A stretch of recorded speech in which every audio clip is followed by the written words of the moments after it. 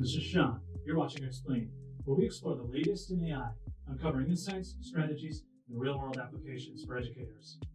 You've probably heard of NotebookLM by now. Its most impressive feature, and what put it on the radar for most people, is how it can generate realistic podcasts based on uploaded PDFs, pasted text, or websites. One feature I've heard a little bit less about is how you can give the podcast generator specific instructions. I tested it by uploading a Wikipedia page about the Simpsons monorail episode and asked it to create a podcast that was critical of the Simpsons in general, particularly this episode. Not because I feel that way, but because I do stuff like this for amusement. It ended up being 13 minutes long. Here's a quick sample of what it generated. Like on the surface, you could say it's poking fun at towns like Springfield, jumping on the latest fad, not thinking things through, Yeah. They get blinded by Landley's, his whole song and dance, the promise of progress. They ignore all the warning signs. Like Marge, trying to point out like the obvious problems and everyone just blows her off. It's kind of hard to watch, actually. Exactly. It's like a commentary on groupthink, how easy it is to get swept up in a good sales pitch, even if it makes zero sense. Makes sense. But then it also takes aim at some bigger targets, like government incompetence, or the environmental damage from corporations like, Mr. Burns' power plant.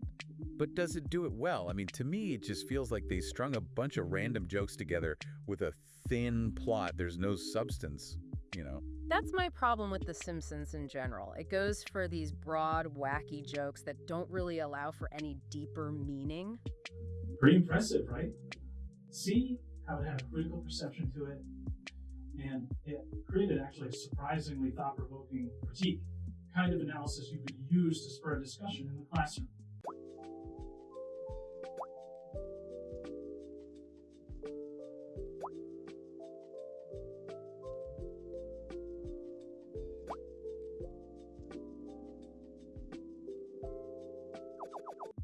In any case, it's a helpful illustration of how AI-generated content can be shaped by the user's prompts to leave a particular impression or bias.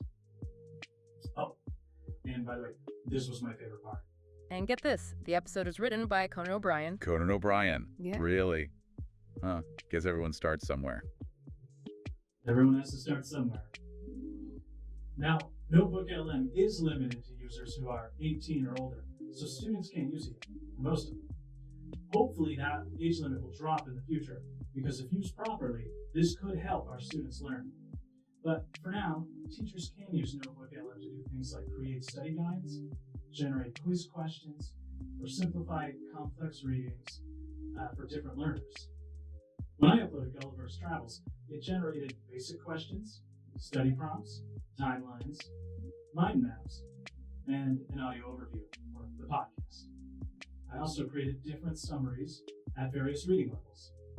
Always check NotebookLM's output to make sure the content is accurate. Then add your own touch before using it with your students.